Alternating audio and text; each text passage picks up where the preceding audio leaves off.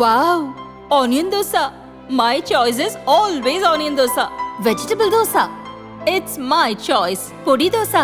My choice is podi dosa. Wow! Masala dosa. It's always my choice. Dosa வகைகளில் ஒவ்வொருவருக்கும் ஒவ்வொரு choice இருக்கலாம். ஆனால் எல்லா வகை தோசைகளுக்கும் ஒரே சாய்ஸ் இதயம். நேற்றைய தினம் முன்னாள் முதலமைச்சர் எடப்பாடி பழனிசாமி அவர்கள் ஆளுநர் மாளிகைக்கு முன்னால் அளித்த பேட்டியில் பல்வேறு கருத்துக்களை சொல்வதைப் போல நினைத்து கொண்டு உண்மைக்கு புறனான பல தகவல்களை அவர் வெளியிட்டு என்னை பற்றியும் தனிப்பட்ட முறையில் விமர்சித்து பேசியிருக்கிறார். உண்மை நிலவரம் என்ன என்பதை விளக்க வேண்டியது திராவிட முன்னேற்ற கழகத்தினுடைய கடமை. தலைவர் கலைஞர் அவர்களால் இந்த இயக்கத்தில் உருவாக்கப்பட்ட நாங்கள் எல்லாம் எந்த கேள்விக்கணை எழுப்பப்பட்டாலும் அதற்கு அவ்வப்போது பதில் சொல்லி பழக்கப்பட்ட இயக்கம்தான் திராவிட முன்னேற்ற கழகம். இந்த கட்சி தோன்றிய நாள் முதல். அதே வகையிலே நேற்றைய தினம் எடப்பாடி அவர்கள் தான் ஏதோ உத்தம புத்திரரைப் போல அவரை நீதிமன்றம் நிரபராதி என்று விடுதலை செய்து விட்டதைப் போல பேட்டி அளித்திருக்கிறார். நடந்த விவகாரங்களை அவர் உண்மையை மறைக்காமல் சொல்லியிருக்க வேண்டும். திராவிட முன்னேற்ற கழகத்தின் சார்பில் நான் உயர் நீதிமன்றத்தில், அதாவது சென்ற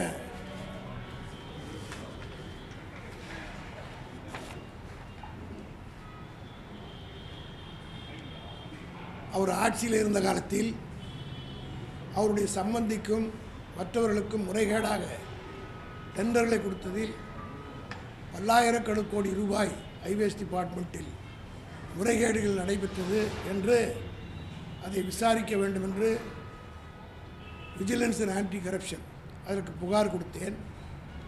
ஆனால் அந்த புகாரை அவர்கள் விசாரிக்காத காரணத்தினாலே உயர்நீதிமன்றத்தில் வழக்கை போட்டு அந்த வழக்கிலே நாங்கள் புகார் கொடுத்தும் இன்னும் விசாரிக்கப்படவில்லை என்று சொன்னவுடன் நீதிமன்றத்திலே அந்த வழக்கு விசாரணைக்கு எடுத்துக்கொள்ளப்பட்டது. சென்னை உயர்நீதிமன்றத்தில் எடப்பாடி சொல்லுகிறார், சிபிஐ என்கொயரி நான் கேட்கவில்லை என்று உண்மை. அன்றைக்கும் நாங்கள் சிபிஐ என்கொயரி கேட்கவில்லை, இன்றைக்கும் சிபிஐ என்கொயரி கேட்கிறவர் தப்பு என்று சொல்லக்கூடிய கருத்தோடு தான் இதை நான் சொல்கிறேன். அவ்வளோ பெரிய வழக்கை நாங்கள் தொடர்ந்த போது நாங்கள் கேட்டதெல்லாம் நீதிமன்றத்தில் ஸ்பெஷல் இன்வெஸ்டிகேட்டிவ் டீம், அதாவது விஜிலன்ஸ் முறையாக விசாரிக்காத காரணத்தினால் தமிழக காவல்துறைக்கு உட்பட்ட எஸ்ஐடி எப்படி இன்றைக்கு சிபிசிஐடி இருக்கிறதோ அதே போல் எஸ்ஐடி என்பது ஸ்பெஷல் இன்வெஸ்டிகேட்டிங் டீம் என்று ஒன்று இருக்கிறது. அதன் மூலமாக விசாரிக்க வேண்டும் என்று எங்களுடைய கோரிக்கை வைத்தோம். அரசு தரப்பிலும் அவருடைய பதில் மனுவை போட்டார்கள்.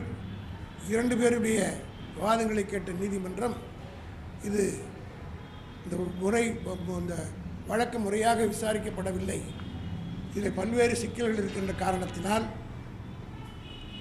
சிபிஐ என்கொயரியை நீதிமன்றமே பிறப்பித்தது. நாங்கள் கேட்கவில்லை என்பது உண்மைதான். அன்றும் கேட்கவில்லை, இது அழுத்தம் திருத்தமாக நான் சொல்கிறேன். அன்றைக்கும் நாங்கள் சிபிஐ கேட்கவில்லை, இன்றைக்கும் கேட்கவில்லை. ஏனென்றால் சிபிஐ என்றால் என்ன என்பது எங்களுக்கு தெரியும். நான் ஏற்கனவே குறிப்பிட்டதைப் போல 2016 570 கோடி ரூபாய் நடு ரோட்டில் கண்டெய்னர் லாரியிலே பிடித்த பணத்தை இதுவரையில் ஏறத்தாழ 8 வருஷம் ஆகுது. சிபிஐ தான் இன்வெஸ்டிகேட் பண்ணுது. நாங்கள் சென்னை உயர்நீதிமன்றத்தில் வழக்கு போட்டபோது சிபிஐ இன்வெஸ்டிகேஷன் ஆர்டர் ஆச்சு. சிபிஐ இடத்துல நேரடியாக போய் நாங்கள் டெல்லியில் கேட்டோம்.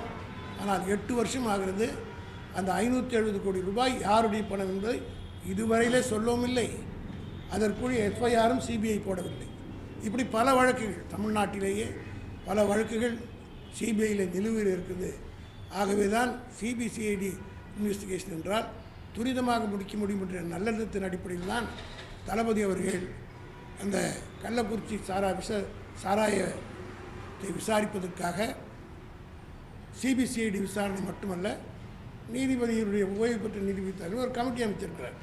ஆனால் எடப்பாடி அவர்கள் சிபிஐ என்று திருப்பி திருப்பி கேட்டால் நாங்கள் சிபிஐ இந்த காவல்துறை மீது நம்பிக்கை இல்லை என்று சொல்கிறார்.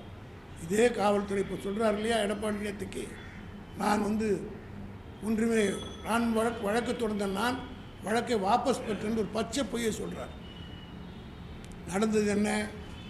இங்கே வழக்கு நான் தொடர்ந்தேன், சிபிஐ விசாரணைக்கு உத்தரவிடப்பட்டது, உச்சநீதிமன்றத்தில் வழக்கு வருகிறது. உச்சநீதிமன்றத்துக்கு 10 நாளிலே, அதாவது இங்கே உத்தரவு போடப்பட்டது சிபிஐ என்கொயரிக்கு 11/9/2018. சென்னை உயர்நீதிமன்றம் சிபிஐ விசாரணைக்கு 11/9/2018 விசாரிக்க வேண்டும் என்று முறையிடப்பட்டது. ஆனால் உடனடியாக சென்று 29/10/2017 இடைக்கால தடை வாங்கினார். இடைக்கால தடை வாங்கவில்லை, நான் ஸ்டே ஆர்டர் நான் எதுவுமே கேட்கலன்னு சொல்கிறார். இந்த தினமலர் பத்திரிகை செய்தி வெளியிட்டிருக்கிறார். இதே போல் எல்லா பத்திரிகையும் வந்திருக்கு. தினத்தந்தி எல்லாம் ஒரு மாதிரி ஒரு சாம்பிளுக்காக உங்களுக்கு காட்ட வேண்டும் என்பதற்காக தினமலர் பத்திரிகையிலே மிக சிறப்பாக அந்த செய்தியை வெளியிட்டு அவருடைய படத்தை போட்டு எஸ்கேப் போட்டுவிட்டு பாண்டிச்சாமி மீது சிபிஐ விசாரணை இல்லை, இடைக்கால தடை விதித்து உச்சநீதிமன்றம் அதில் தெளிவாக கொள்கிறார்கள். சென்னை உயர்நீதிமன்றம் பிறப்பித்த உத்தரவை எதிர்த்து முதல்வர் பழனிசாமி மற்றும் லஞ்ச ஒழிப்புத்துறை சார்பில் உச்சநீதிமன்றத்தில் மனு தாக்கல் செய்யப்பட்டன. தினமலர் பத்திரிகையிலே வெளிவந்திருக்கிறது. இப்படி பொய் செய்தி வெளியிட்டார்னா தினமலர் மீது அவர் வழக்கு தொடர்ந்திருக்கோமோ, முதலமைச்சராக இருந்தவர் அரசாங்கம் சார்பில் போட்டிருக்கலாம். இதை மூடி மறைப்பதற்காக ஏதோ 4-5 வருடம் ஓடிவிட்டது என்பதற்காக நான் தடைப்பெற சட்டமன்றத்திலே எங்கள் தலைவர் இதை சொன்னார். அவசரப்பட்டு நீங்கள் ஓடி போய் ஸ்டே வாங்கவில்லையா அந்த வீராதி வீரர் என்றார். உடனே அதற்கு முதலமைச்சரை பற்றி கீழ்த்தரமாக பேசுகிற எடப்பாடி கேட்கிறேன், வாங்கினீங்க இல்லையா? இது இங்கே தமிழ் பத்திரிகை மட்டுமல்ல, ஹிந்துவில் வந்திருக்கிறது.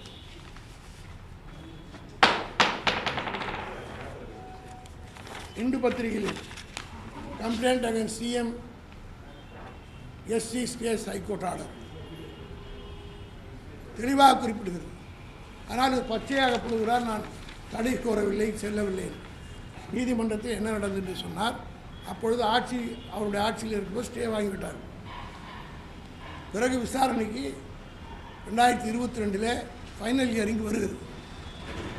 அதற்குள் ஆட்சி மாற்றம் ஏற்பட்டு ஏற்கனவே விசாரித்தது சரியில்லை என்பதற்காக ஸ்டேட் போலீஸ் ஒரு இன்வெஸ்டிகேட்டிங் டீம் போட்டு விசாரித்தாங்க. காவல்துறையின் சார்பாக விசாரித்து வந்த காரணத்தினால் உச்சநீதிமன்றத்தில் வழக்கு வருகிறது. வழக்கு வந்தபோது ஒரே வழக்குக்கு 2 பேர் வழக்கு போட வேண்டிய அவசியம் இல்லை. ஏற்கனவே காவல்துறை போடாத காரணத்தினால் நான் ப்ரைவேட் கம்ப்ளைண்ட் கொடுத்தேன். ப்ரைவேட்டாக ஒரு கம்ப்ளைண்ட் கொடுத்தேன். அதனுடைய அடிப்படையில் சிபிஐ என்கொயரி ஆர்டர் ஆகிடுச்சு. இப்பொழுது காவல்துறையை அதை இன்வெஸ்டிகேட் பண்ணுற காரணத்தினால் இது ஒரே வழக்குக்கு 2 பேர் தேவையில்லை என்று நான் அந்த மனுவை திரும்ப பெறுகிறேன் என்று சொன்னேன். இது இப்போது புதுசாக நடக்கலை. ஏன்னா எடப்பாடிக்குன்னா வரலாறு தெரிய நியாயம் இல்லை. 1995ஆம் ஆண்டு ஜெயலலிதா மீது டான்சி வழக்கை சைதாப்பேட்டை நீதிமன்றத்தில் நான் தான் திமுக சார்பில் தொடர்ந்தேன். அதனுடைய வரலாறு உங்களுக்கெல்லாம் தெரியும். அந்த வழக்கை போட்டார் என்பதற்காக, வழக்கை தயார் செய்தார் என்பதற்காக சண்முக சுந்தரம் 32 இடங்களில் வெட்டப்பட்டு மருத்துவமனையில் இருந்தார். காரணம் என்னவென்று கேட்டால், அந்த 169, அதாவது ஒரு அரசு ஊழியர் செய்யக்கூடிய செயலை செய்தால் 169 என்ற ஐபிசியின் படி தண்டிக்கலாம். அதனால் வரை 2014க்கு பிறகு 2095 வரை அந்த செக்ஷன் கீழே எங்கேயுமே கோர்ட்டில் வழக்கு நடக்கலை. அந்த வழக்கை முதலில் நாங்கள் தான் சண்முகத்துடன் நாங்கள் தான் சைதாப்பேட்டை கோர்ட்டில் போட்டோம். அது உடனடியாக ஏற்றுக்கொள்ளப்பட்டு ஜெயலலிதாவுக்கு சம்மன் அனுப்பிச்சார். சென்னை ஹைகோர்ட்டில் போய் அதற்கு ஸ்டே கேட்டார். சென்னை உயர்நீதிமன்ற நீதிபதியாக இருந்த சிவப்பா அவர்கள் அதற்கு ஸ்டே கொடுப்பதற்கு மறுத்துவிட்டார். இல்லை நீங்கள் கீழ் நீதிமன்றத்தில் வழக்கை நடத்த வேண்டும், ஸ்டே கொடுக்க வேண்டிய அவசியம் இல்லை என்று மறுத்தார். அதனால் என்னென்ன கஷ்டங்கள் எல்லாம் அவர் அனுபவித்தார் என்பதெல்லாம் எல்லோருக்கும் நாட்டுக்கு தெரியும். அதற்கடுத்து உச்சநீதிமன்றத்துக்கு, சுப்ரீம் கோர்ட்டுக்கு ஜெயலலிதா செல்கிறார். நான் ரெஸ்பாண்டன்ட். அந்த அம்மையார் வந்து அப்பலெட், அந்த அம்மா அவர் போடுறார். ஜெயலலிதா கேஸ் போடுறாங்க, அப்பீல் போடுறாங்க, ஹைகோர்ட் ஆர்டர் மேலே போகிறாங்க. அது நிலுவையில் இருக்கிறதுக்குள்ளாக ஆட்சி மாற்றம் ஏற்படுகிறது. ஆட்சி மாற்றம் ஏற்பட்ட பிறகு இந்த கவனமாக தயவு செய்து எடப்பாடியும் கேட்க வேண்டும், அதிமுகவினரும் கேட்க வேண்டும். நடந்தது என்ன? ஏன்னா 30 வருஷம் ஆகிப்போச்சு, எல்லோரும் மறந்து விட்டுறார்கள் என்ற அடிப்படையில் நேற்று வரலாறு தெரியாமல் அவர் பேசுகிறார். என்னை பற்றி கேவலமாக பேசுகிறார். 96 திமுக ஆட்சி ஏற்பட்டவுடன் காவல்துறையை விசாரித்து சிறப்பு நீதிமன்றத்தில் அந்த வழக்கு விசாரணைக்கு வருகிறது. உடனே ஜெயலலிதா சுப்ரீம் கோர்ட்டுக்கு போகிறார். ஜெயலலிதாவை சுப்ரீம் கோர்ட் என்ன சொல்கிறார் என்றால், ஏற்கனவே இந்த டான்சி வழக்கில் ஆர்எஸ் பாரதி வழக்கு போட்டிருக்கிறார், காவல்துறை இப்போது போட்டிருக்கிறது, ஒரே காஸ் ஆஃப் ஆக்ஷனுக்கு 2 வழக்கு எப்படி நியாயம் என்று உச்சநீதிமன்றத்தில் கேட்டார். அந்த அம்மையார் மனு போட்டார். நான் போடவில்லை, ஜெயலலிதா போட்ட மனு. அந்த மனுவிலே உச்சநீதிமன்றம் எங்களை பார்த்து கேட்டது, உங்களுடைய கோரிக்கை வழக்கை போட வேண்டும் என்று. காவல்துறையை போட்டு விட்டார்கள். இப்பொழுது அவர் விசாரிக்க போகிறார், நீங்கள் தனிப்பட்ட முறையில் இந்த வழக்கை தொடர வேண்டுமா என்று சுப்ரீம் கோர்ட் கேட்ட நேரத்தில் நாங்கள் சொன்னதெல்லாம் நான் வாபஸ் பெற்றுக்கொள்கிறேன், ஆனால் ஒரு கண்டிஷன், இந்த வழக்கில் ஏதேனும் நடந்தால் தொடர்ந்து நடத்துகிற உரிமை எங்களுக்கு இருக்க வேண்டும் என்ற கண்டிஷனோடு வித்ரா வாங்கணும். அதுதான் ஜெயலலிதாவுக்கு மிகப்பெரிய பிற்காலத்தில் விளைவு ஏற்படுத்துது என்பதை பழனிசாமி பக்கத்தில் இருக்கிறவங்க கேட்டு தெரிஞ்சுக்கணும். அப்போது என்ன ஆச்சுன்னா, வழக்கு இங்கே நடந்தது, தண்டனை கிடைத்தது. தண்டனை பெற்றவுடன் அந்த அம்மையார் தேர்தலில் நிற்க முடியவில்லை, வெற்றி பெற்று வந்தார். 6 மாதத்தில் ஹைகோர்ட்டில் அவசரமாக கூட்டி அந்த வழக்கை விசாரித்து, இப்போ சொல்கிறார்கள் அல்லவா ஹைகோர்ட் என்னை விடுவித்தது, அதே போல் ஜெயலலிதாவை அவசரமாக விடுவித்து விட்டார்கள். அப்பொழுது அப்பீல் போக வேண்டியது அரசாங்கத்தினுடைய வேலை. ஆனால் அரசாங்கம் அன்றைக்கு போகவில்லை. ஆகவே நான் அப்போது கண்டிஷன் போட்டேன்ல, இந்த வழக்கில் ஏதேனும் நடந்தால் பிற்காலத்தில் தொடர்கிற உரிமை எனக்கு இருக்க வேண்டும் என்ற கண்டிஷனோடு நான் வித்ரா வாங்கினதுனால சுப்ரீம் கோர்ட்டுக்கு ஜெயலலிதா மீது நான் அப்பீல் போனேன். அப்பீல் அகைன்ஸ்ட் அக்யூட்டல் சுப்ரீம் கோர்ட்டுக்கு போனது பிறகுதான் ஜெயலலிதா அவர்கள் தான் வாங்கிய டான்சி நிலத்தை சரண்டர் செய்கிறேன் என்று சொல்லிவிட்டு மிகப்பெரிய கண்டனத்துக்கு ஆளாகி அந்த வழக்கு முடிந்தது என்பது பழனிசாமி தெரிந்து கொள்ள வேண்டும். அதே போல் தான் இந்த வழக்கிலே உச்சநீதிமன்றத்தில் ஒரே வழக்குக்கு 2 பேர் தேவையில்லை. என்னுடைய கிரீவன்ஸ் எல்லாம் போலீஸ் விசாரிக்கணும். இப்போ போலீஸே வழக்கு போட்டுச்சு. ஆகவே நான் இதிலிருந்து விலகிக் கொள்ளலாமா என்று சொன்னபோது, வேண்டாம், நீங்களும் கீழ்கோர்ட்டுக்கே போய் இதெல்லாம் நாங்கள் சுப்ரீம் கோர்ட் முடிவு செய்ய முடியாது, கீழ்கோர்ட்டே முடிவு செய்யட்டும் என்று சென்னை உயர்நீதிமன்றத்தில் அந்த வழக்கு மீண்டும் விசாரணைக்கு வந்தபோது வாதங்களை கேட்டு என்ன செய்தார்கள் என்றால், அந்த சென்னை உயர்நீதிமன்ற நீதிபதி காவல்துறையினை ஏற்கனவே விசாரித்திருக்கிறது, அவர்கள் விசாரணையெல்லாம் முறையாக தான் இருந்திருக்கிறது என்று சொல்லி இவரை விடுவித்து விட்டு இன்னொரு உத்தரவை எனக்கு கொடுத்துருக்கிறார். இதுதான் ஸ்பீக்கிங் ஆர்டர். இது மருந்து அப்படியே கன்வீனியண்ட்டாக எடப்பாடி மறைச்சிட்டார். நான் தான் அந்த வழக்கை போட்டிருக்கிறேன். இந்த பெட்டிஷனர் ஆர்எஸ் பாரதி, நான் போட்ட வழக்கில் தான். Respondent director of vigilance and Edappadi. அதில் ஃபைனல் ஆர்டர் என்ன போடுறேன்னா, the only appropriate remedy in law for the petitioner will be under section 156(3) of the code. The law of this code issue is too well settled. அதாவது இந்த வழக்கை RS Bharathi தனிப்பட்ட முறையிலே நடத்தினார். ஃபுல்லாக வெளியில் வந்துட்டாருன்னு சொல்ல முடியாது. காரணம், போலீஸினுடைய இன்வெஸ்டிகேஷனை வச்சுட்டு க்ளோஸ் பண்ணிட்டார். சாட்சிகள் கூண்டில் ஏறி சாட்சி சொல்லி குறுக்கு விசாரித்தது நிரபராதி என்று அவர் விடுதலை செய்யப்படவில்லை. அதற்காகத்தான் நீதிபதி இன்னொரு கிளாஸ் போட்டு கொடுத்துருக்கார். ஆர்எஸ் பாரதி தனிப்பட்ட முறை இந்த வழக்கை நடத்தலாம் என்று. நானும் வழக்கு நடத்துவதாக தான் இருந்தோம். அதற்குள் நாடாளுமன்ற தேர்தல் வந்துவிட்டது. எப்படி ஜெயலலிதா அவர்கள் வாய் கொடுத்து விட்டு ஒம்பிலே மாட்டிக்கொண்டு அன்றைக்கு டான்சி கேஸில் மாட்டினாரோ அதுபோல் இப்போ எடப்பாடி பேசியிருக்கார். அன்றைக்கி அந்த மாதிரி என்ன சொன்னாங்க, 92 டான்சி நிலத்தை வாங்கும்போது நான் தான் அறிக்கை கொடுத்தேன், அரசு நிலத்தை வாங்குவது தப்புன்ட்டு. உடனே வாங்கினேன், அரசு நிலத்தை நான் வாங்கினேன், வாங்கினால் என்ன தப்புன்னு பேசுனாங்க அந்த அம்மா. அப்படி பேசுனதுடைய விளைவு தான் கடைசியிலே அவர் உச்சநீதிமன்றம் வரை சென்று வாங்கியதை சரண்டர் பண்ணிவிட்டு உச்சநீதிமன்றத்தில் கண்டனமாகி வெளியே வந்தவர். அதே போல் இன்றைக்கு 156(3) பிரிவு வழக்கு தொடர்வதற்கு எனக்கு டைம் இருக்கிறது. இப்பொழுது அவர் சவால் விட்டுவிட்ட காரணத்தினால் விக்கிரவாண்டி தேர்தல் முடிந்தவுடன் என்னுடைய வழக்கறிஞர் என்ஆர் இளங்கோ அவர்களுடைய ஆலோசனை பெற்று தலைவருடைய அனுமதி பெற்று இந்த வழக்கை நான் தொடர இருக்கிறேன் என்பதை உங்கள் மூலமாக எடப்பாடிக்கு தெரிவித்துக் கொள்கிறேன். அவர் சவால் விடலாம், 1000 சவால் விடலாம், ஆனால் சட்டத்தின் முன் அவர் தப்பிக்க முடியாது. ஏதோ நேற்றைக்கு சொல்கிறார், நான் நிரபராதி என்று நிரூபித்து விட்டு வந்தேன். எங்கே நிரபராதி நின்று வந்த உண்டுகளை சாட்சியே விசாரிக்கல, கோர்ட் தள்ளுபடி செஞ்சிருச்சு. ஆனால் அந்த ஆப்ஷன் எனக்கு கொடுத்துட்டாங்க. இப்போ நான் பூண்டிலே சாட்சிகளை ஏற்றுவேன், நீங்கள் குறுக்கு விசாரணை பண்ணுங்கள்.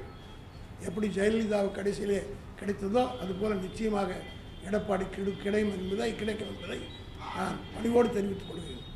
ஆக இப்படி உண்மைகளை பார்ப்போம். அதுக்காக தளபதி மு.க. ஸ்டாலினை எங்கள் முதலமைச்சரை கேவலமாக இது கூட தெரியாத ஒரு முதலமைச்சரா என்று பேசக்கூடிய அளவுக்கு ஒரு எதிர்க்கட்சி தலைவராக இருக்கிறது. ஆத்தென்டிக்காக பேசணும், பொய் சொல்லக்கூடாது. அது மட்டும் எனக்கு வயசாகிடுச்சுன்றார். வயசானா அவருக்கு என்ன கவலை?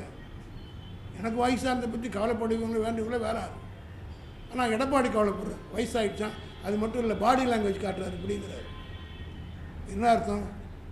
அதுக்கு அவர் தான் விளக்கம் சொல்லணும். நான் கூட வேறு மாதிரி சொல்லுவோம் பதில். ஆனால் என் வயசுக்கு அந்த மாதிரிலாம் சொல்லக்கூடாது. என் வயசை பற்றி அவருக்கு என்ன கவலை? அவருக்கு சொன்னால் சின்ன பையன் சொல்லிக்கிட்டு சிறுபிள்ளைத்தனமாக நடந்து கொள்ளலாம். ஆனால் என் வயதுக்கு ஏற்றாற் போல் 62 ஆண்டு காலம் திராவிட முன்னேற்ற கழகத்தில் ஒரு கொடியோடு ஒரே கொடியோடு நின்று கொண்டிருப்போம் என்ற பெருமை எனக்கு இருக்குது. அவர் என்னை பற்றி இழிவாக பேசுகிறார். அதோடு மட்டுமல்ல, மக்கள் திசை திருப்புவதற்காக ஏதேதோ பேசுகிறார். சட்டசபையிலே முதலமைச்சர் சவால் விட்டு 2 நாளாக கூப்பிட்றாரு, வா வா, ஓடி ஒளிகிறாரு. தைரியம் இருந்தால் நேரடியாக வந்து தளபதி அவரை பார்த்து, முதலமைச்சரை பார்த்து கேள்வி கேட்க வேண்டியது தானே. நான் கொடுத்து இந்த ஆதாரத்தெல்லாம் அப்படியே தூக்கி மூஞ்சி மேலே போடுவார். என்ன நாடகம் ஆடுகிறார்? மக்களை எவ்வளோ நாளைக்கு ஏமாற்ற முடியும்? மக்கள் பேச ஆரம்பித்து விட்டார். ஒரு 2 நாள் இப்படி அப்படி இருந்தது. இப்போ என்ன பேசுகிறாங்க தெரியுமா? 40க்கு 40 ஜெயிச்சதுக்காக இது கூட்டு சதி, எதிர்கட்சியுடைய சதின்னு பொதுமக்கள் பேச ஆரம்பித்து விட்டார். பொதுமக்களுடைய நிலை இப்பொழுது உண்மை தெரிந்து விட்டது. ஏனென்றால் முதலமைச்சர் தளபதி மு.க. ஸ்டாலின் அவர்கள் இந்த சம்பவம் நடந்தவுடனே ஒவ்வொரு நாளும் ஒரு ஆக்ஷன் எடுத்து துரிதமாக இதுவரையில் சென்ற ஆண்டு மட்டும் இந்தியா பூரா 6000 பேர் கள்ளச்சாராயம் கொடுத்து செத்துருக்காண்டு ஸ்டாட்டிஸ்டிக்ஸ் சொல்லுது. 6000 பேர். இந்த 6000 பேர் செத்தது உத்தரப்பிரதேஷ், பீகார் போன்ற மாநிலங்களில், பிஜேபி ஆளுகிற மாநிலத்திலும் செத்திருக்கிறார். அங்கே எல்லாம் சிபிஐ என்கொயரி போடவில்லை. கேட்பதற்கு அண்ணாமலைக்கும் தைரியம் இல்லை, இங்கே இருக்கக்கூடிய பழனிசாமிக்கும் தைரியம் இல்லை. சிபிஐ பற்றி நாங்கள் கவலைப்படவில்லை. ஆனால் சிபிஐ போனால் இது டிலே ஆகும். ஆனால் சிபிசிஐடி விசாரித்தால் உடனடியாக விளைவும் என்று தான் நாங்கள் தளபதி அவர் சொல்லியிருக்கார், தவிர வேறில்ல. ஆகவே இது குறித்து இனியும் பழனிசாமி பேசி கொண்டிருந்தால் நான் உங்கள் மூலமாக தெரிவித்துக் கொள்கிறேன். இந்த தேர்தல் முடிந்தவுடன், பாராளுமன்றம் முடிந்த எங்களுடைய எம்பி என்ஆர் இளங்கோ மூத்த வழக்கறிஞர் வர இருக்கிறார். அவரை கேட்டுக்கொண்டு நிச்சயமாக 156(3) ப்ரொவிஷன் படி எனக்கு ஆனந்த் வெங்கடேஷ், நீதியரசர் ஆனந்த் வெங்கடேஷ் அவர்கள் போட்ட உத்தரவினுடைய அடிப்படையில் எடப்பாடி மீது நிச்சயமாக வழக்கு தொடரப்படும். அவர் பல கேஸுகளில் தொடர்ந்து வரப்போகிறார். கொடநாடு விசாரணை மிக துரிதமாக போய் கொண்டிருக்கிறது. இதெல்லாம் அவருக்கு பிற்காலத்தில் என்னென்ன ஏற்படுத்தப் போகிறது என்று தெரியும். அதே போல் இன்றைக்கி நம்முடைய பாட்டாளி மக்கள் கட்சியுடைய தலைவர் அன்புமணி ராமதாஸ் அவர்களும்,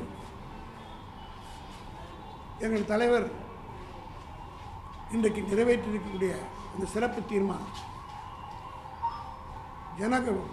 மக்கள் தொகை கணக்கெடுப்பு எடுத்த பிறகுதான்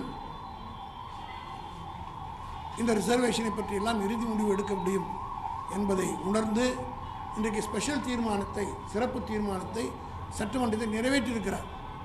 இதை அனைவரும் வரவேற்றிருக்க வேண்டும். காரணம் என்னவென்று கேட்டால், ஏதோ விக்கிரவாண்டி தேர்தலுக்காக நாங்கள் செய்கிறோம்னு பழனிசாமி சொல்கிறார். அதுவே தப்பு. இதை பாராளுமன்ற தேர்தல் அறிக்கையிலேயே எங்கள் தலைவர் தளபதி சொல்லியிருக்கார். திமுக வெற்றி பெற்று வந்தவுடன்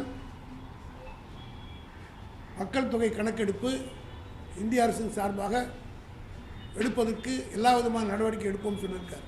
அது மட்டுமல்ல, இன்றைக்கி அன்புமணி ராமதாஸ் சொல்லியிருக்கார், மாநில சர்க்கார் நினைச்சா செய்யலாம். அவருக்கு எல்லாம் தெரியும். அவருக்கு தெரியல நான் சொல்லவே மாட்டேன். தூங்குறோன்னு எழுப்பிடலாம், தூங்குற மாதிரி நடிக்கிறது. இது கன்கரண்ட் லிஸ்ட்டில் இருக்குது. இந்த சப்ஜெக்ட் கன்கரண்ட் லிஸ்ட்டில் இருக்குது, ஸ்டேட் லிஸ்ட்டில் இல்லை. State list, central list, concurrent லிஸ்ட்டில் இருக்குது. கன்கரண்ட் லிஸ்ட்டில் இருக்கிறத, கணக்கெடுப்பு இருக்கிறத எப்படி ஒரு மாநில சர்க்கார் செய்ய முடியும்? சட்ட அமைச்சர் ரகுபதி தெளிவான பதில் சொல்லியிருக்கிறார். ஆக விக்கிரவாண்டி தேர்தலை மனதில் வைத்துக்கொண்டு இப்படி ஆளுக்கால் பேசி கொண்டிருக்கிறார்கள். அது மட்டுமல்ல, நேற்று 2 நாளுக்கு முன்பாக சட்டப்பேரவையிலே போக்குவரத்து துறை அமைச்சர் சிவசங்கர் அவர் தெளிவாக இந்த 10.5 ரிசர்வேஷனால் யார் யாருக்கு என்ன பாதிப்பு ஏற்படும் என்று தெளிவுபடுத்தியிருக்கிறார். தலைவர் கலைஞர் தான் 1989 ஆட்சிக்கு வந்தவுடன் 20% ரிசர்வேஷனை வன்னிய பெருமக்களுக்கு கொடுத்தார். எம்பிசி என்ற ஒரு கேடரை உருவாக்கி அதற்காக போராட்டம் நடத்தி எத்தனை பேர் சுட்டுக் கொல்லப்பட்டார்கள், எத்தனை பேர் மாண்டார்கள். அதிமுக ஆட்சி காலத்தில் ரத்தம் சிந்தாமல் தலைவர் அவர்கள் உடனடியாக கேட்டுக்கொண்டார். இதே மருத்துவர் ஐயா ராமதாஸ் அவர்கள் எங்கள் தலைவர் கலைஞரை மனதார பாராட்டினார். அந்த கேசட்லாம் இருக்குது, அதெல்லாம் விக்கிரவாண்டி தேர்தலில் போடுவோம். ராமதாஸ் அவர்கள் பேசி பாராட்டியதை போல் இதுவரை யாருமே கலைஞர் பாராட்டியதில்லை இந்த ரிசர்வேஷனுக்காக. அப்படி இப்போ அதனுடைய விளைவு நேற்று தினம் 10% கேட்குறீங்களே, அவர்கள் தெளிவாக சொல்லுங்கள், எல்லாருக்கும் புரிகிற மாதிரி எலிமெண்ட்ரி கிளாஸ் எடுக்கிற மாதிரி நம்ம எஸ்எஸ் சிவசங்கர் நேற்றுக்கு சொல்லியிருக்கார். 20% கொடுக்கறதுனால திண்டிவனம் ஆர்ட்ஸ் காலேஜில் 20 சீட்டு 100 சீட்டுன்னா 20 சீட்டு வன்னியர் கிடைக்கும். நீங்கள் கேட்குற 10.5 கேட்டிங்கன்னா 10 சீட்டு தான் கிடைக்கும். ஆக வன்னியர்களுக்கு 10 சீட்டு போய்விடும். இதே போல் தென் மாவட்டங்களிலே சீர்பண்ணையினர் மற்றவர் இருக்கிறாங்க பாருங்கள், அங்கே வன்னியர்கள் கிடையாது. அவர்களுக்கு 10% தான்னா அவங்களும் பாதிக்கிறாங்க. ஆகவே திண்டிவனம், விழுப்புரம், விக்கிரவாண்டி, திருவண்ணாமலை, வேலூர், தருமபுரி, இப்படி நாதன் சென்னையில் இருக்கிற, நாதன் தமிழ்நாட்டில் இருக்கிற அத்தனை பேருக்கும் இந்த 10.5 டிஸ்அட்வான்டேஜ், இதனால் எந்த பலனும் இல்லை, இதனால் பாதிப்பு தான் என்பதை எங்கள் சிவசங்கர் மட்டும் சொல்ல, வன்னிய சமுதாயத்தை சேர்ந்த பல பேர் புள்ளி விவரத்தோடு சொல்லியிருக்கிறார். ஆகவே எங்கள் தலைவர் அவர்கள் எதையும் சிந்தித்து செயல்படுத்தக்கூடிய தலைவர் தான் தளபதி மு.க. ஸ்டாலின் அவர்கள். நேற்றைக்கு எடப்பாடி கேட்டதின் காரணமாக இந்த விளக்கத்தை நான் சொல்ல வேண்டியிருக்கிறது. காரணம் பொய்யை சொல்லியிருக்கிறார். ஏதோ நாங்கள் கேஸை வித்ட்ரா வாங்கிட்டோம், நான் வித்ட்ரா வாங்கிட்டேன்னு பச்சையாக சொல்கிறார்.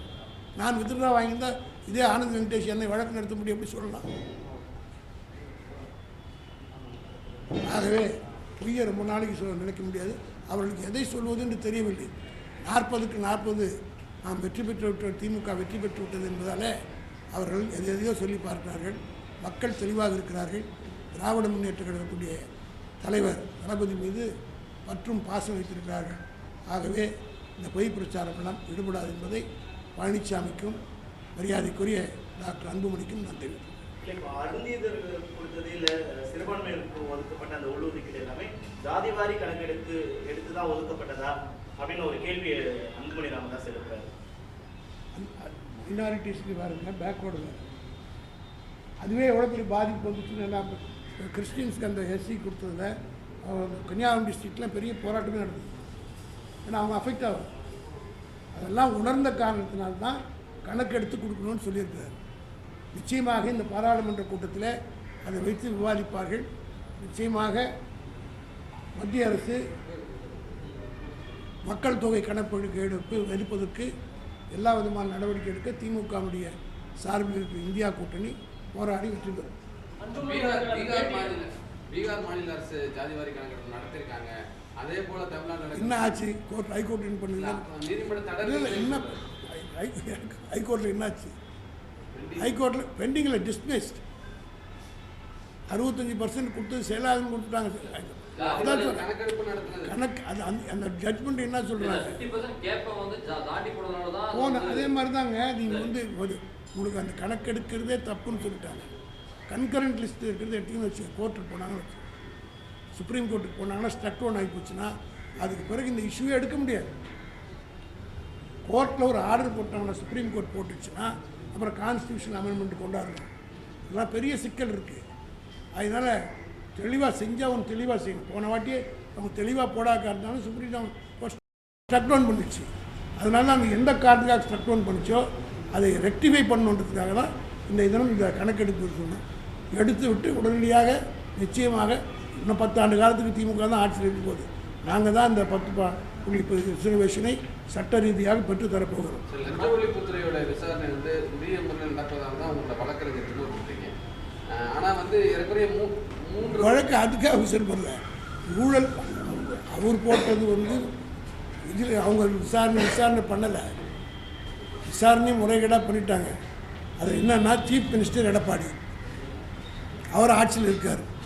அவருக்கு கீழே தான் போலீஸ் துறை இருக்குது. அது விசாரித்து கொடுத்தாருங்க.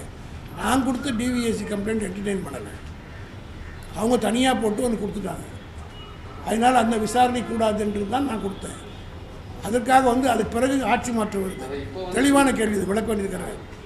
ஆட்சி மாற்றம் வந்தோடனே போலீஸ் கேட்குது, ப்ரீவியஸ் இன்வெஸ்டிகேஷன் சரியில்லை, ரீஇன்வெஸ்டிகேட் பண்ணுறதுக்கு எங்களுக்கு சான்ஸ் கொடுங்கன்னு கேட்குறாங்க. அப்போ காவல்துறை கையில் எடுத்துகிட்ட பிறகு நானே அதே கோரிக்கை தானே. ஒரே இதுக்காக அவர்னா உடனே என்ன சொல்லுவார், அந்த கேஸ்க்கு அவரும் போட்டிருக்காரு, இவருக்கு இல்லை, இவங்க 2 பேரும் கேட்குறாங்கன்னு ஒரே வழி விட்டால். அதனால தான் சுப்ரீம் கோர்ட் என்ன பண்ணிச்சோம், ரிமாண்ட் பண்ணி திருப்பி அமைச்சு ஹைகோர்ட்டுக்கு அமைச்சிது. இல்லைன்னா ஒரு ஆர்டர் போட்டிருப்பாங்களே அவங்களே. ஏற்கனவே 3 வருஷம் ஆச்சு. இன்னும் அந்த இதில் முதல் தகவல் அறிக்கை கூட பதிவு செய்யணும். ஃபஸ்ட்டு என்கொயரியிலே இருக்குது. இன்னைக்கு அடுத்த கட்டமாக ஒரு சோதனையோ அந்த விசாரணையோ இன்னும் முழுமையாக அதில் தொடரப்படலை. ஏற்கனவே 3 வருஷம் ஆச்சு. ஆட்சி பொறுப்பேற்று 3 வருஷம் ஆச்சு. டெண்டர் முறைகேடுங்கிறது ஏற்கனவே 4500 கோடி ரூபாய் முறைகேடுன்னு சொல்லி இப்போ தானே 22 தானே நான் போட்ட கேஸில் வந்துருக்கு. இல்லை இப்போ தானே ஹைகோர்ட்டில் முடிவு பண்ணியிருக்கிறதுக்காக சொல்லி 3 மாதம் கூட ஆகலை. இந்த லிமிட்டேஷன் பீரியடு எவ்வளோ இதுக்கு ப்ரிவென்ஷன் ஆஃப் கரப்ஷன் ஆக்டில் எப்போ ஒன்றா கேஸ் போடலாம், லிமிட்டேஷன் பீரியட்லாம் கிடையாது. அதெல்லாம் நான் கொடுத்து இப்போ தான் வந்து அதான் சொல்லிட்டு இருந்தேன். சட்டமன்ற தேர்தல் வந்ததுக்கு முன்னாடி இது வந்துச்சு. அதனால் பாராளுமன்ற தேர்தல் ஆகினாலும் இது முடிந்தவுடன் நான் அப்போயே நான் சொன்னேன் தேர்தல் முடிந்தவுடன் போகலாம். இப்போ தேர்தல் முடிஞ்சிடுச்சு. அதுக்குள்ளே இடையில் ஒரு தேர்தல் வந்துடுச்சு. இதே முடிச்சுட்டு அதான் சொல்கிறேன். இப்பொழுது நானும் என்ஆர்எல் உட்காந்து கோர்ட்டில் போடுறதுக்கு நான் நடவடிக்கை எடுப்பேன். இப்படி எடுக்கப்பட்ட வழக்கில் தான் இதே டான்சி டிப்பிக்கல் டான்சி நடந்து அது கொடநாடு வழக்கம் தொடர்ந்து வந்து பார்த்தீங்கன்னா நீங்கள் ஆட்சிகளோடு 3 நாடுகள் ஆகுது. ஆனால் தேர்தல் பிரச்சாரத்தின் போது நீங்கள் சொல்லியிருந்தீங்க எடப்பாடி பழனிசாமி சரி செல்வார் முதலமைச்சர் அப்போ சட்டமன்ற தேர்தல் நான் மட்டும் சொல்ல, அவர் முதலமைச்சராக சசிகலா சொல்லியிருந்தாங்க. அதனால் slow and steady wins the ரேஸ்ன்னு சொன்னாங்க. அவசரமாக போட்டு இப்போ ஒரே நாள் அறிக்கை கொடுத்து காவல்துறை வாங்கிடுச்சு. இல்லை இந்த ஆர்டர் மாதிரி வாங்கக்கூடாது. இது வந்து ஒரு சென்சேஷனல் விவகாரம். இதை வந்து தெளிவாக விசாரணை பண்ணுறாங்க. நிச்சயமாக அந்தம்மா சசிகலா பேசுறது காரணம் அந்தம்மா படத்தையும் சேர்த்து இவங்க எடுத்துன்னு போட்டாங்க. அதனால தான் அவங்க கேட்டிருக்காங்க. ஆனால் நாங்கள் தெளிவான விசாரணை ஸ்பெஷல் ப்ராசிக்யூட்டர் போட்டு வழக்கு நடந்துச்சு. நல்லா போயிட்டு ஜெயலலிதா கூட 19 வருஷத்துக்கு பிறகு தானே 4 வருஷம் தானே இருக்குது. அதனால் நிச்சயமாக பழனிசாமி இப்போ இல்லைனாலும் இன்னும் 2-3 மிக விரைவில் அதுக்குரிய பலனை அனுபவிப்பார். சார், இந்த ஆளுநர் பேசும்போது இங்கே தமிழகத்திலும் சிந்தட்டிக் ட்ரக்ஸ் கிடைக்குது, முதல் போதைப்பொருள் தமிழகத்தில் கிடைப்பதில்லைங்கிற மனநிலை வெளிவரணும், அப்பதான் இளைஞர்கள் எதிரான கேள்விக்குறியாகவும் இருக்குன்னு சொல்லியிருக்கேன். முதல்ல அவர் வந்து பிஜேபி போதையிலேருந்து வெளியில் வரணும். காரணம் அவர் ஈஸ் அ கவர்னர், ஒரு பாலிட்டிஷியன் மாதிரி பேசுகிறார். நான் கேட்குறேன், மணிப்பூர்லேயும் சிக்கிமில் பிடிச்சாங்களே இராயில், மத்திய சர்க்கார் பிடிச்சது. நாங்கள் கேட்கல, உங்கள் ஊடகத்தை சார்ந்த சத்தியன் டிவிக்காரர் தான் அந்த கேஸே கொண்டு வந்தார். எத்தனை டன்னு பிடிச்சாங்க? 5 லட்சத்துக்கு மேலே பிடிச்சாங்க. 5 லட்சம் டன், 65 லட்சம் பிடிச்சாங்க டன்னு. இப்போ எவ்வளோ இருக்குதுன்னு கேட்டால் 5 லட்சம் தான் இருக்குதுன்னு. மீதி 60 லட்சம் ஹீராயின் எங்கே போனது? எல்லா போர்ட் ட்ரஸ்ட்லையும் யார் கையில் இருக்குது? போர்ட் மூலமாக தான் வந்து அதானி போர்ட்லேருந்து தான் வந்ததுன்னு சொல்கிறாங்க. அதன் மூலமாக தான் வந்ததுன்னு சொல்கிறாங்க. அதாவது வந்து இந்த போதைப் பொருள் என்பது இங்கே மட்டும் இல்லை, இந்தியா பொறுத்து. எனக்கு இருக்கிற சந்தேகமே இவர் பேசுகிறாருல்ல, அந்த 60 எல்லாரும் கேள்வி. சத்யன் டிவியினுடைய அவர் நடத்துகிறாருல்ல, அவரே வந்து அந்த இன்னும் ஆர்டிஐலாம் போட்டு கஷ்டப்பட்டு வாங்கி கேஸ் நடத்துவது கொடுத்துருக்குறார். அந்த கேஸினுடைய அடிப்படையில் தான் சுப்ரீம் கோர்ட்டு கேட்டிருக்கு. ஏன்னா அதெல்லாம் வெளியில் வரும். அதனால் இது ஏதோ ஒரு நாளில் ஏற்பட்டதில்லை. அதான் தெளிவாக இருந்தது. எவ்வளோ 10 வருஷம் அவங்க ஆட்சியில் இருந்தாங்க. அவங்க வளர்த்து விட்டுட்டு போனதை கொஞ்சம் கொஞ்சமாக தான் குறைச்சிக்கிட்டு வரும். மரக்காலம் சம்பவத்தில் என்ன நடவடிக்கை எடுக்கப்பட்டிருக்கு? ஒரு 3 நாள் ஆச்சுன்னா அதை விட்டுறாங்க அப்படின்ற மாதிரி ஒரு குற்றச்சாட்டு இருக்கிறாங்க. அவங்க 3 நாள் மரக்காணம் போன வருஷம் மரக்காணத்துல ஆனால் அது வந்து பாத்தீங்கன்னா அப்படியே வந்து அது என்ன நடவடிக்கை எடுத்தாங்கன்னு தெரியல. அது அப்படியே கிடப்பில் போட 3 மாதம் தானே ஆகுது. மரக்காலம் வந்து எவ்வளோ நாள் ஆகுது? போன வருஷம் இல்லைங்க, ஒரு வருஷம் அது போட்டு நடவடிக்கைலாம் எடுத்துருக்குறாங்களே. எத்தனை பேர் கைது செய்யப்பட்டாங்க? அந்த நிகழ்வு சம்பவம் நடந்தது, அதுக்கப்புறமா அந்த நேரத்தில் பேசினாங்க. அதுக்கப்புறம் என்ன நடவடிக்கை எடுத்து என்ன நடந்தது தெரியல அப்படின்றது கிடப்பில் போட்டாங்க. அதுதான் பொறுப்புலாம் பேசக்கூடாது. அவர் பொறுப்பற்ற முறையில் பேசுகிறார். சட்டமன்றத்தில் தெரியும் வந்தால் தானே நேருக்கு நேர் கேட்டால் தானே ஆணித்தரமாக பதில் சொல்லுவாங்க. அசம்பிளி நடந்ததில்லை, அதுக்குரிய விளக்கத்தை போலீஸ் துறையின் சார்பாக நிச்சயமாக தளபதி சொல்லுவார். என்ன நடவடிக்கை எடுத்தோம், எவ்வளோ பேர் கைது செய்யப்பட்டார்கள், எந்த ஸ்டேஜில் இருக்குன்றதை சொல்லுவார். 2 மாநில பிரச்சனையாக இருக்குது, அதனால சிபிஐ விசாரணை போடுற மாதிரி ஒரு கருத்தை அன்புமணி ராமதாஸ் சொல்லுவாங்க. புதுச்சேரியிலேருந்து மெத்தனால் வந்துச்சுன்னு சொல்கிறாங்க. 2 ஸ்டேட் ஆக புதுச்சேரின்றது பிஜேபி ஆட்சியிலேருந்து வந்ததுன்னு ஒத்துக்கிறாருல்ல, அது ஒத்துக்கிறாரு. அதுவே எங்களுக்கு கிடைத்த வெற்றி தான். அதுக்காக 2 அதாவது சாப்பிட்றவனோட சப்ளை பண்ணுவோம் தாங்க பெருசு. ஒத்துக்கிறீங்களா? நான் ஹோட்டலில் போய் சாப்பிட்றேன், பண்ணி கொடுத்த ஹோட்டல் டிஃபன் பண்ணி கொடுத்தோம் தானே முதல் அக்யூஸ்டு. அப்போது பிஜேபி கவர்மெண்ட்டு தான் முதல் accused according to Anbumani Ramadoss. CBI போட்டதுனால இதெல்லாம் கேட்குறேன். சிபிஐ போட்டு என்ன இந்த தமிழ்நாட்டை பொறுத்த மட்டும் 570 கோடி போட்டு என்னாச்சு? எந்த சிபிஐ வழக்கு விசாரிக்கிறதுக்கு? இந்த மந்திரிங்க மேலெல்லாம் கொடுத்து சிபிஐ டிஜிபி லஞ்சம் வாங்கினார், உட்கால போலீஸ் கமிஷனர் ஜார்ஜ் வாங்கினார், விஜயபாஸ்கர் வாங்கினார், ரமணன் வாங்கினார்னு கொடுத்து பர்மிஷன் கவர்னர்கிட்ட கொடுத்துட்டாரா? அதுவும் போதைப் பொருள் தானே. ஆக ஏதோ அரசியல் பெறணுன்றதுக்காக ஆள் பேசுகிறாங்க. கவர்னர் இதெல்லாம் பேசக்கூடாது. அவர் தான் ஹெட் ஆஃப் தி ஸ்டேட். அவர் இந்த ஸ்டேட்டை டிஃபெண்ட் பண்ணணும். எங்கள் மக்களுடைய வரி பணத்தில் சர்க்கார்கள் கொண்டு எங்கள் அரசாங்கத்துக்கே எதிர்ப்பான ஸ்டேட்மெண்ட் கொடுத்தாருன்னா அது வந்து அவர் வைக்கிற பதவிக்கு அழகல்ல. அன்புமணி ராமதாஸ் வந்து வயது முதிர்ச்சி காரணமாக நீங்கள் எதோ பேசுகிறீங்க. அன்புமணியை சொன்னார், அவர் சொல்லிட மாட்டார், எடப்பாடி சொல்லிட்டார். அவரும் சொல்லிட்டாரா? அவரும் இன்னைக்கு சொன்னார். சரி, அதை பற்றி அவருக்கு கவலைப்பட வேண்டாம். அவங்க அப்பாவோட நான் சொன்னேன். அவர் அறிக்கை விடும்போது எனக்கு அந்த உரிமை இல்லையா? இந்த கொஸ்டினுக்கு என்ன பதில்? அன்புமணி மட்டும் பதில் விட்டா அறிக்கை விட்டா நீங்கள் ராமதாஸ் தானே விட்டுருக்காரு. என்னை விட 10 வயசு சின்னவரா ராமதாஸ்னு ஒத்துக்கிறாரா அன்புமணி? என்னோட பெரியவர் தானே. அவர் விடும்போது நான் விடுறதுக்கு இல்லை. அவருக்கு இருக்கிற உரிமை தானே எனக்கும். அவர் டாக்டர், நான் வக்கீல், 2 பேருக்கும் ஒரே உரிமை தான்.